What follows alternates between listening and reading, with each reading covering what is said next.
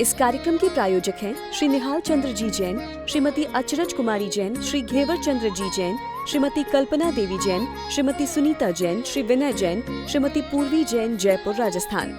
सुनो, एक बार कुछ चर्चा करने वाले लोगों ने इस तरह की बात कर ली। किसी एक व्यक्ति ने वहां राज दरबार में ऐसा कह दिया, बाहर कह दिया इस तरह का कि ये जो चक्रवर्ती है खाई के घर में वैरागी है। ऐसे कोई वैरागी होते हैं क्या? वैरागी तो वो होते हैं, मुनिराज हैं हमारे वैरागी, दीक्षा ले ली है, संयम जिनके जीवन में दिखता है, ये काहे के वैरागी है? ऐसी कोई बात। और आप जानते हैं चक्रवर्ती के आंख नाक कान की सामर्थ्य भी इतनी होती है, उसके इंद्रियों का बल इतना होता है जो साधारण व्यक्ति के नहीं होता। बातें कई लोग जो सुन रहे हैं, सब कई लोगों के ऐसे ऊपर से जा रही है, ऐसा लगेगा कि क्या बातें कह रहे हो आप। क्योंकि चक्रवर्ती की आंखों में इतनी सामर्थ्य होती है कि वो 47,263 योजन की बात को इतनी दूर सूर्य बिंब में विराजमान अकृत्रिम चैत्यालय और प्रतिमाओं के दर्शन अपने घर की छत से कर ले। 47,263 योजन के डिस्टेंस है। उसकी स्पर्शन इंद्री की सामर्थ्य ऐसी होती है कि वो 9 योजन तक की बात को स्पर्श कर लेवे। घ्राण इंद्री की सामर्थ्य इतनी होती है कि 9 योजन तक की बातों को सूंघ लेवे। कर्ण इंद्री की सामर्थ्य इतनी होती है कि वो 12 योजन तक के शब्दों को सुन लेवे। रसना इंद्री की सामर्थ्य इतनी होती है कि 9 योजन तक की पदार्थ का टेस्ट यहाँ बैठे बैठे कर लेवे। इतने इंद्रियों की सामर्थ्य है। तो किसी व्यक्ति ने ऐसा कह दिया कि इतने भोग विलासिता में रहते हुए भी वैरागी कहते हो, हमें तो नहीं लगता है। ये बात चक्रवर्ती महाराज ने सुन ली, और सुन ली तो उन्होंने बुला लिया। क्या बोलो? तो अब क्या करें? मैंने ये देखो तो सामने से लिख रहे हैं कि वो इतना दूरी कि वो हम यहाँ से इंदौर में बैठे बैठे, आगरा में बैठे बैठे आपको सीधे अमेरिका में देख लेवे। क्या चक्रवर्ती तो देख सकता है, इतनी उनकी चक्षु इंद्री की सामर्थ्य है। 12 योजन तक की बातों को देख लेवे, नहीं 47,263 योजन को देख लेवे। सुनने का तो 12 योजन की सुन सकता है। मैंने ऐसी कर्णेंद्री की ताकत बतलाते हैं चक्रवर्ती की कि उसके 18 करोड़ घोड़ों में से 84 लाख हाथियों में जो अस्तबल में बंधे हुए हैं, उनमें से यदि रात्रि में कोई घोड़ा रो रहा हो किसी दर्द की वजह से, पैर में कांटा चुभ जाने की वजह से, किसी तकलीफ की वजह से, सुबह चक्रवर्ती उसको बुलाकर ये कह सकते हैं, बता सकते हैं कि ये जो 18 करोड़ घोड़े थे, इनमें से 12 करोड़ 95 लाख इतने हजार और इतने सौ इतने नंबर वाला जो तुम्हारा घोड़ा है, वो बेचारा रात भर सोया नहीं, रो रहा था। उसकी आवाज़ बराबर ख्याल में। अब मैं क्या बतलाऊं उस चक्रवर्ती के बारे में। तो जिस व्यक्ति ने ऐसी बात करी उसको चक्रवर्ती सम्राट ने बुलाया। सभी चक्रवर्ती 12 के 12 चक्रवर्तियों की यही स्थिति है दीपेश जी। कुछ चक्रवर्ती तो नरक में भी जाते। हाँ, चले गए ना, 2 नरक में चले गए, लेकिन वो सब भोग विलासिता में मरे थे, इसलिए चले गए नरक में। चलिए, बात तो मुझे ये कहनी है यहाँ आप लोगों के बीच में कि वो एक उस व्यक्ति को बुला लिया, और फिर बुला करके भरतेश वैभव में लिखा है ऐसा, पुराणों में लिखा है ऐसा, घटना का उल्लेख किया इस तरह का कि उसे बुला करके कहा कि सुनो भाई, हाथ में एक तेल का कटोरा ले लो। क्या? और वो तेल का कटोरा ऐसा भर दिया कि जिसके बाद में योगेश मामा उस तेल के कटोरे के बाहर बिल्कुल ऐसा खचाखच भरा हुआ कि हल्का सा हाथ हिले तो वो तेल डुलने लग जाए, हाथ हिले नहीं। और कहा कि ये तेल का कटोरा लो और तुम हमारे पूरे राजमहल देख करके आओ, सब महलों में इनको घुमा लाओ भाई। सिपाहियों से कहा कि इन्हें घुमा लाओ, लेकिन ध्यान रहे एक बूंद भी यदि इनकी कटोरे से बाहर निकली, जमीन पे गिरी, तो 4 आदमी नंगी तलवार लेकर के साथ में चलेंगे, चारों तरफ से देखते हुए। जैसे ही इसकी तेल के कटोरों से बूंद बाहर गिरे, इसकी गर्दन धड़ से अलग कर देना। अरे महाराज क्यों सजा दे रहे हो? कि नहीं तुम देख आओ, तुम ध्यान रखना, इसका ध्यान रखना, और तुम देख आओ सब। क्या? हाथ में कटोरा लेकर के सब महलों में घूम फिर करके आ गया और पूछा भरत जी ने, भैया देखा है सब, कैसा लगा? कैसे लगे हमारे महल, देखा कि नहीं? कि महाराज मैं महल क्या देखता, मुझे तो तेल का कटोरा दिख रहा था। मुझे तेल का कटोरा भी क्या दिख रहा था, मुझे तो ये 4 सिपाही अगल बगल में खड़े हुए नंगी तलवार लेकर के खड़े हुए दिखाई दे रहे थे। क्या आप सोचिए। तो भरत जी ने कहा कि तुम्हारे कुछ समझ में आई क्या? तुम्हारे पीछे तो 4 खड़े हैं, 4 खड़े थे इसलिए तुम कुछ नहीं देख पाए। अरे हमारे पीछे 4 नहीं 8 लगे हुए हैं। ज्ञानावरण, दर्शनावरण, मोहिनी, अंतराय, वेदनी, आयु, नाम, गोत्र, 8 कर्म। हम क्या महलों को भोगेंगे? रहते हैं महलों में, लेकिन इन महलों में रहते हुए भी महलों से अत्यंत अलिप्त रहते हैं। उस व्यक्ति के समझ में आ गई ये 8 कर्म निरंतर पीछे पड़े हुए हैं जगत के जीवों के।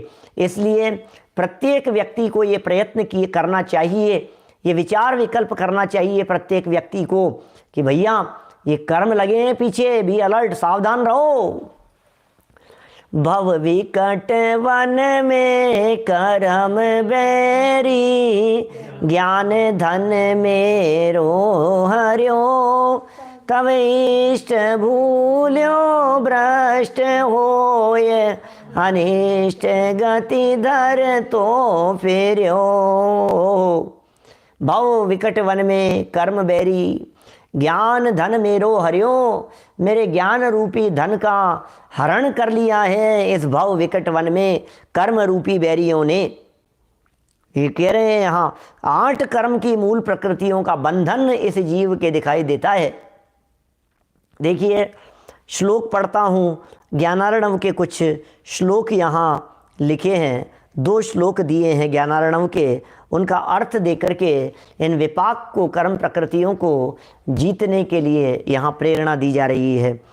मंद वीर्याणि जायन्ते कर्मण्यति बलान्यपि, अपक्व पाचना योगात् फलानि व वनस्पतेः, विलीना शेष कर्माणि स्फुरन्त मति निर्मलम, स्वं ततः पुरुषाकारं सर्वांग गर्भगतं स्मरेत। ज्ञानार्णव के 25वें अध्याय का 26 और 29 नंबर के ये श्लोक हैं। पीछे अनुवाद देखिए 639 नंबर के पेज पर। पूर्वोक्त 8 अतिशय बलिष्ठ हैं ये कर्म, कर्म बड़े बलवान हैं क्या? तथापि अरे कितने भी बलवान क्यों नहीं हो, स्वभाव की एकाग्रता को देख करके क्षण मात्र में छोड़ करके भाग जाएंगे। कर्म जगत में बड़े बलवान कहे गए हैं, कर्मों की अपनी शक्ति कही गई है, कर्मों की अपनी पावर कही गई है।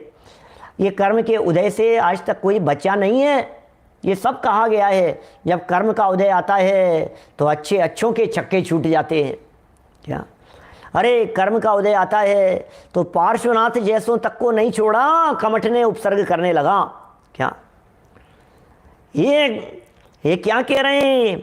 लेकिन फिर भी स्वभाव की सामर्थ्य, स्वभाव के अवलंबन की सामर्थ्य वो कुछ उससे भी अपूर्व है कि साहब अभी तो आप कर्म को बलिष्ठ कह करके कर्म के गीत गा रहे हो कि जब तक कर्म को बलिष्ठ नहीं बतलाएंगे तब तक उसे जीत लेने वाले स्वभाव की महिमा कैसे आएगी? यदि आपको सच में अपने स्वभाव की महिमा लेनी है तो फिर क्या करना पड़ेगा? बोले देख तू ये कर्म शांत भाव से ध्यान कर, होंगे बलवान, अपने स्वभाव की तरफ देख। जिस समय हो द्रव्य दृष्टि कर्म थर थर कांपते हैं, जिस समय हो द्रव्य दृष्टि कर्म थर थर कांपते हैं, स्वभाव की एकाग्रता लख छोड़ खुद ही भागते हैं क्या? ये कर्म छोड़ छोड़ करके भाग जाते हैं, ये कर्म छोड़ करके भाग जाते हैं। स्वभाव की एकाग्रता की ये पावर है भाई साहब। आपको लगता है पार्श्वनाथ को नहीं छोड़ा, आदिनाथ को नहीं छोड़ा, इतने लंबे समय तक भोजन नहीं मिला, अरे ऐसी ऐसी परिस्थितियां उनके साथ में भी। अरे देखो सुकुमार मुनिराज को देखो और सुकौशल मुनिराज को देखो, अरे देखो पांडव मुनिराजों के साथ में क्या हुआ, देखो उनके साथ में क्या हुआ, देखो देखो देखो उनके साथ में कैसे उनकी परिस्थितियां। अरे भाई सुन तो सही, अभी तो चल रहा है कर्मों के बीच में, कर्म और आत्मा, कर्म और चैतन्य, कर्म और जीव तत्व, इन दोनों के बीच में परस्पर में युद्ध चल रहा है। महेंद्र जी साहब सिवनी वाले बोलो, ये युद्ध चल रहा है। कर्म प्रकृतियों से जीव का, और थोड़े से कर्म कभी हावी होते हुए से दिखाई दे रहे हैं, कर्म हावी होते हुए दिखाई दे रहे हैं और जीव थोड़ा सा कमजोर पड़ता हुआ दिखाई दे रहा है क्या? तो ऐसा लगता है देखो देखो कर्म कितना पावर, कर्म ने विचलित कर दिया, कर्म ने विचलित कर दिया। अरे भाई सुन तो सही, युद्ध चल रहा है अभी, देखो देखो पार्श्वनाथ स्वामी को नहीं छोड़ा, अच्छा कर्म कितने बलवान हैं।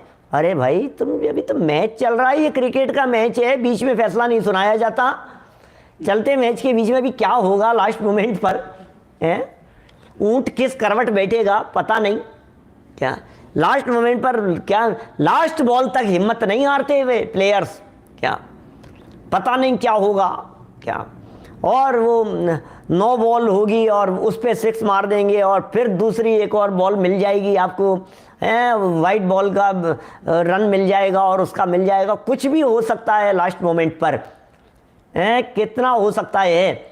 तो आप सोचिए जरा, यहाँ कह रहे हैं आचार्य देव, ये कहना चाह रहे हैं कि भैया अभी तो क्या हो रहा है क्या, वेट एंड वॉच। और फिर क्या हुआ, देखने वालों ने दीपेश जी 2-5 मिनट भी नहीं देखा होगा कर्म को हावी, और फिर उसके बाद में हुआ क्या कि वो पार्श्वनाथ स्वामी ने तो केवल ज्ञान प्राप्त कर लिया, अब वे कर्म कहाँ रहे कि कर्मों को ढूंढते रह जाओ क्या, वापस कहाँ है कर्म, कहाँ है कर्म, थर थर कहाँ पर कर्म छोड़ छोड़ करके भाग रहे हैं। ये क्या हुआ, अभी तो उदय आ रहा था, अभी तो बलवान दिखाई दे रहे थे क्या, अभी तो वे कर्म बहुत ज़्यादा पावरफुल दिखाई दे रहे थे, अब क्या हुआ है?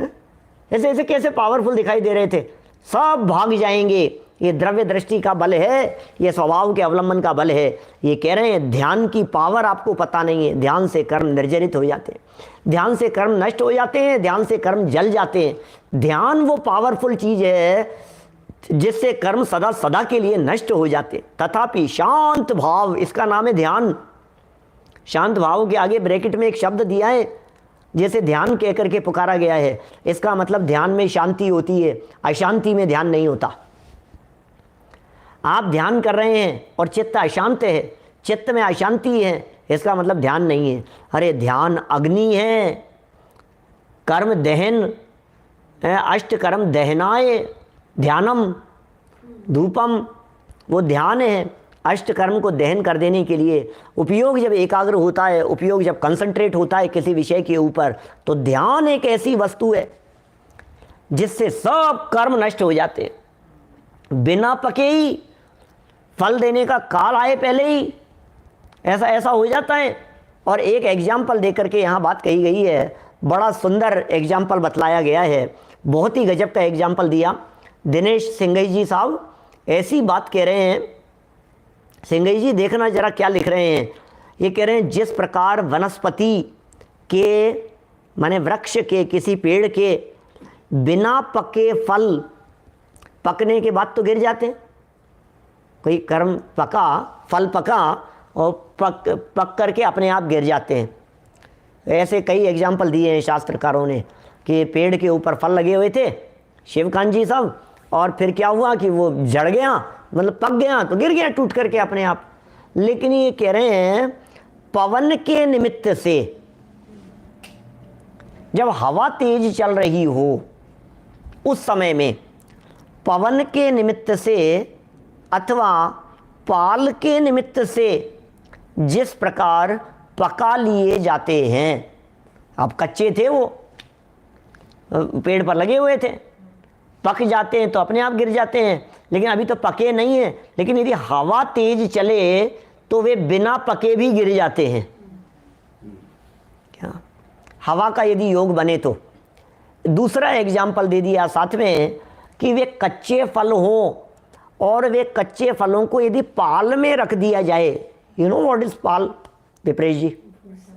विप्रेश पाल होता है ये जो घास वगैरह होता है जिसमें जैसे पकाने के लिए, आम को पकाने के लिए, माने कुछ ऐसी चीज़ें हैं। भाई दीपक गंगवाल जी है ना, क्या कि जैसे आम लेकर के आए, कच्चे हैं तो आम की पेटी है, तो उस पेटी में चारों तरफ घास वगैरह ऐसी होती है, वो कहते हैं अब वो पक जाएगी, उससे जल्दी पक जाते हैं।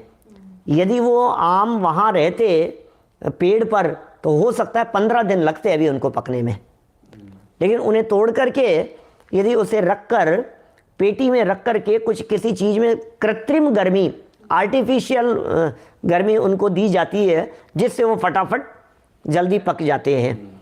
ये सब देखा जाता है, सब लोग इस तरह से करते हैं, सब किसान लोग करते हैं, ये सब लोग इनको फटाफट, क्योंकि जल्दी चाहिए होता है ना, तो प्रोसेसर द्वारा हो जाता है। कई ऐसी सॉल्यूशन, उसकी पाउडर कुछ इस तरह का होता है, उसकी पुड़िया उसमें रख देते हैं, उससे भी वो जल्दी पक जाता है। हीटिंग होती है उनमें कुछ अलग तरह की। तो उस एग्जाम्पल को यहाँ ये घटित करना चाह रहे हैं, जिस तरह से जल्दी पका लिया जाता है, जिस तरह से हवा के निमित्त से वो गिर जाते हैं, उसी प्रकार इन कर्मों की स्थिति पूरी होने से प्रथम ही, उससे पहले ही इनको तपश्चरणादिकों से मंद वीर्य एवं असमय पर पके हुए फल के समान पका लिया जाता है। क्या न्यूज़पेपर में रख करके पका देते हैं, है ना, ऐसा हो जाता है ना। माने कई तरह की ऐसी चीज़ें होती है जिनमें इस तरह का हो जाता है। ध्यान भी वही चीज़ है। ध्यान इज़ जस्ट लाइक वो न्यूज़पेपर जिसमें लपेट दिया गया। ध्यान इज़ जस्ट लाइक वो पाल। ध्यान वो सॉल्यूशन की तरह है, वो पाउडर की तरह है। ये ध्यान, अरे लंबे लंबे समय के जितने बंधे हुए कर्म थे वे सब खत्म हो जाएंगे। क्या सब जल कर के भस्म हो जाएंगे। ये पावर है इनकी, कर्मों की पावर है। कर्मों की पावर नहीं, ये ध्यान की पावर है, ये कहना चाह रहे हैं। उपयोग की एकाग्रता पूर्वक, जब उपयोग एकाग्र होता है तो उस उपयोग की एकाग्रता पूर्वक बड़ा अद्भुत कार्य होता है। जब उपयोग की एकाग्रता होती है तो उस उपयोग की एकाग्रता में वे सब कर्म खत्म, जल करके नष्ट। ये क्या हो गया, ये कैसे जल गए ये? अरे स्वभाव की एक कंसंट, जैसे सूर्य की किरणें विकेंद्रित होती है तो कुछ नहीं जलाती है, और जब उन्हें कंसंट्रेट कर दिया जाता है तो रुई के ढेर में आग लग जाती है। क्या जंगल जल जाते हैं भाई साहब, घास में आग लगाई जा सकती है, सब कुछ इस तरह से होता है। तो बोले सेम प्रोसेस यहाँ है। आप तो आत्म ध्यान करो, थोड़ा ध्यान लगा, थोड़ा ध्यान लगा कि चेतन भव सागर तिर जाएगा। थोड़ा ध्यान लगा, क्या थोड़ा ध्यान लगाओ अपने स्वभाव का। संजय जी साहब विदिशा वाले, थोड़ा सा अपने स्वभाव का ध्यान लगाया जावे, अपने स्वभाव का अवलंबन लिया जाए तो क्या होगा, उससे भव सागर से तिर जाएगा ये जीव, संसार समुद्र से पार हो जाएगा ये जीव। क्या मुक्ति मिल जाएगी इसको। लेकिन ध्यान किसका लगाना है? ध्यान तो सब लगाते हैं, यहाँ तो आत्मा का ध्यान लगाना है, स्वभाव का। अभी हमने जितना जो कुछ पढ़ा है ना, मैं सब स्वाध्यायी समाज से कहना चाहता हूँ, पूरे अमेरिका में सुन रहे समाज से कहना चाह रहा हूँ, और देश में तो सुन ही रहे हैं, भारत देश में तो सब लोग, हमारे सब साथी साधर्मी लोग, मैं सबसे कहना चाहता हूँ, पढ़ा बहुत है, बहुत पढ़ा है, बहुत सुना है, बहुत ज्ञान को फैलाया है। अब इस ज्ञान को समेटने की काम कीजिए। क्या ज्ञान को समेटिए थोड़ा सा। कैसे समेटें? कि जो ज्ञान की किरणें विकेंद्रित हो रही थी, जो ज्ञान फैल रहा था, उस पूरे ज्ञान को समेट लीजिए।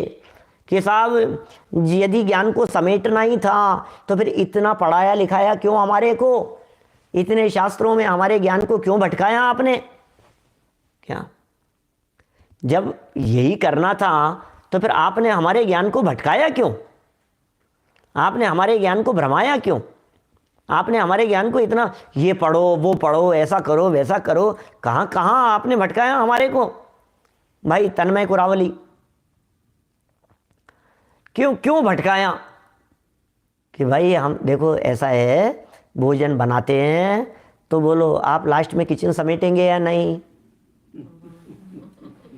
समेटेंगे ना लास्ट में, पक्का है ना समेटेंगे? कि हाँ समेटेंगे। तो फैलाना मत पहले, तो फिर बनेगा कैसे? क्या माने पहले किचन को फैलाना भी पड़ेगा क्या सब निकालने पड़ेंगे, अलमेरा में से सारे डब्बे निकालने पड़ेंगे, पूरे किचन के सब सामानों को सबको निकालो, फैलाओ, सब फैलेगा, और फिर उसके बाद में जब काम निपटेगा तो सबको समेटना भी पड़ेगा। तो जब सबको समेटना ही था तो फैलाया क्यों, कि फैलाएंगे नहीं तो समेटेगा क्या। तो यहाँ ये कह रहे हैं अपने ज्ञान को समेटो, अपने ज्ञान को केंद्रित करो आत्मा के ऊपर, कि साहब जब अकेले आत्मा पर ही ध्यान केंद्रित करना है तो फिर ज्ञान को फैलाना क्यों। अरे पहले ज्ञान में आत्मा कैसा है, आत्मा के गुण कैसे हैं, आत्मा की शक्तियाँ कैसी हैं, उसके स्वभाव कैसे हैं, उसके ज्ञान दर्शन सुख वीर्य आदि उसकी पावर्स किस तरह की हैं, ये अपने ज्ञान में अपने उपयोग में बराबर जब तक नहीं फैलाव होगा तब तक समेट करके एक आत्म तत्व के ऊपर उपयोग कैसे केंद्रित होगा। हम कई उदाहरणों के माध्यम से इन सब बातों को समझाते हैं। जब हम नए चक्र पढ़ाते हैं तो हम कई इस तरह के एग्जाम्पल दे करके बतलाते हैं। मैंने अकलंक देव ने इस तरह के एग्जाम्पल दे करके बतलाया है, पेड़ का एग्जाम्पल दे करके कही, शरीर के अंगों का एग्जाम्पल दे करके कही, उन्हें मकान का एग्जाम्पल दे करके कही कि भाई आपने देखा क्या, मकान दिखाओ हमारे को, हम देखने के लिए आ गए। प्रियंक शास्त्री जी मकान देखने के लिए, कोई व्यक्ति एजेंट दिखाने के लिए लेकर के आए कि चलो मैं तुम्हारे को मकान दिखा लाता हूँ, बंगला दिखा करके लाता हूँ, खरीदना है ना आपको, मैं बंगला दिखा करके लाता हूँ। गांव में रहता था, कभी बंगला देखा नहीं था उसने, तो वो दिखाने के लिए लाया और साथ साथ में ला करके उसने सब बाहर से दिखाना शुरू किया। उसने देखो ये तो बाहर लॉन है इस तरह से, फिर ये यहाँ से अंदर आते हैं तो इधर ये बेडरूम है, ये अलग बेडरूम है, इस बेडरूम से बाहर निकलते हैं तो कितनी सुंदर बालकनी है, इधर ये हॉल है, ये किचन है, किचन में भी बहुत पर्याप्त प्रकाश है, हॉल है, डाइनिंग हॉल है, सब पूरा बहुत अच्छे से उसको सब दिखाया और दिखा करके बाहर आ गए। बाहर आ करके कि बोले कहाँ चल रहे, बैठे गाड़ी में, देख लिया ना तुमने, कि हाँ ये सब तो देख लिया लेकिन वो बंगला तो दिखाया ही नहीं आपने। क्या आपने हॉल दिखाया, आपने डाइनिंग हॉल दिखाया, आपने किचन दिखाई, आपने बेडरूम दिखाए, आपने बालकनी दिखाई, आपने बाहर का लॉन दिखाया, आपने सब कुछ दिखाया, लेकिन बंगला कहाँ था। इन सब को देख लेने के बाद में, अलग अलग नहीं, इन सब को देख लेने के बाद में जो एक सिंगल पिक्चर बनी है आपके दिमाग में, अकेले बेडरूम की नहीं, जो एक सिंगल पिक्चर टुकड़े टुकड़े करके नहीं, जो एक अभेद पिक्चर बनी है, इस पूरी पिक्चर का एक नाम है बंगला। ऐसे आत्मा कैसा है, तो ये जो कुछ भी हमने जाना ज्ञान के माध्यम से, जो कुछ भी हमने फैलाया, क्या फैलाया, आत्मा में ज्ञान है, दर्शन है, चारित्र है, सुख है, वीर्य है, जीवत्व शक्ति है, चिति शक्ति है, दृष्टि शक्ति है, ज्ञान शक्ति है, सुख शक्ति है, वीर्य शक्ति है, प्रभुत्व शक्ति है, विभुत्व शक्ति है, ये शक्तियाँ हैं। उत्पाद व्यय भी होता है, असंख्यात प्रदेशी भी हैं, आत्मा अनादि अनंत भी है, ध्रुव भी है, एक रूप रहने वाला है, नित्य है, परम पारिणामिक भाव स्वरूप है, ऐसा अविनाशी है, नित्य निरंजन है, कर्म कालिमा से रहित है, परमात्मा स्वरूप है, स्वयं शुद्ध बुद्ध है, एक है, अभेद है, अखंड है, ऐसा जो ध्रुव ज्ञायक भगवान। बोले साहब ये सब तो आपने दिखा दिए, लेकिन आत्मा कहाँ है। बोले ये सब गहराई से समझ लेने पर जो आपके समझ में आया पिक्चर वो आत्मा है।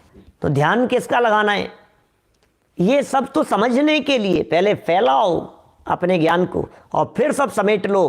बोले इससे क्या होगा कि ये जब जैसे ही ज्ञान एकाग्र होता है, ज्ञान ज्ञान में एकाग्र होता है, ज्ञान ज्ञायक में एकाग्र होता है, तो फिर ये जो कर्म जो बहुत बलिष्ठ थे, ये कर्म जो बहुत बलवान थे, कर्म जिनकी पावर दिखाई दे रही थी, कर्म जो हमारे को शक्ति सामर्थ्यशाली दिखाई दे रहे थे, कर्म जिनको देख देख करके हमें ऐसा लग रहा था ओ कर्म कर्म कर्म, अरे सुनो ये सारे के सारे कर्म ये जल करके नष्ट हो जाएंगे।